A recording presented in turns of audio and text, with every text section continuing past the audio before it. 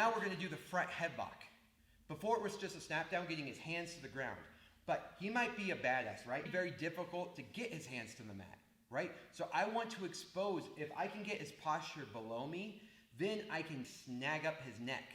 And if I can snag his neck right here, now it's going to be really easy to make his body follow his head because I'm pulling on his head, okay?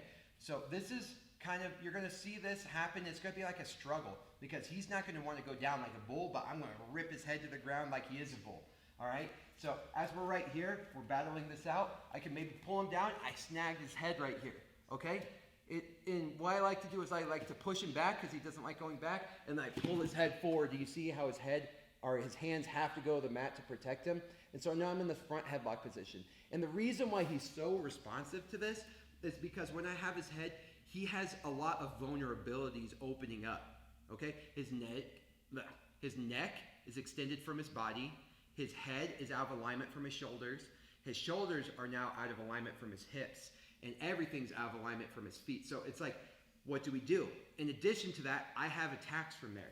If I wanted to, right, if I get right here, I can just put my chest on the back of his head right here and get a, well, that's not really a guillotine, but I can either pull off a guillotine or I can pull off this choke right here. It's like a short guillotine right here. Or I can like sit back to guard with like all sorts of different like throws kind of, which we can do. But as I'm right here and I get here, he knows his neck is a threat. And so usually, yeah, he'll go and he'll put his hands right here, making things even easier for me. And so if I kind of can threaten the choke right here and he starts backing away from it, he doesn't know what to do, then I'm going to pull his head to the ground. And look, he puts his hands on the mat, which is right where I want. I grab his arm. I'll do it on this side so you can see. I grab his arm so he can't follow. Back exposure. Choke. We're battling out right here. Oh, front head exposure. He knows I can either get submission from right here by putting pressure on the back of his head, getting a submission from standing, which is always nice, right? I'm applying pressure to his arteries right here, and then now I'm using my chest to compress him into it, or I'm going to snap him to the ground, all right? Block his arm, all right? Maybe I'll go this way. Block his arm. Boom. All right, now once I'm here, hug the waist, block the knee, pull him in, hooks, finish the choke.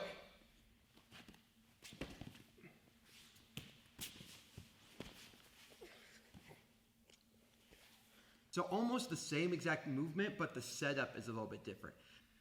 I might not be able to get their entire body to the ground, but maybe I can just get their head low enough where I can put my weight on the back of his head and expose his neck.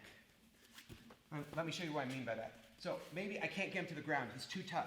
I'm trying to snap him back. It's not going anywhere. But I did notice that his head's a little bit lower than mine. So as I grab right here, look, now my weight, my chest is on the back of his head.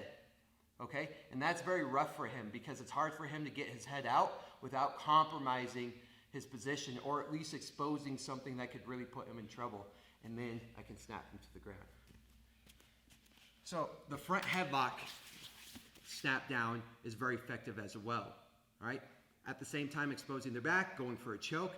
It's a great way to get him to the mat without having to put myself underneath him or having to find a creative way of creating an angle to get around him, right? It's kind of like a cheat code, in my opinion, of getting him to the ground. And like I said, it's worked for me all the way from middle school wrestling all the way to black belt level. So it's very effective, I promise.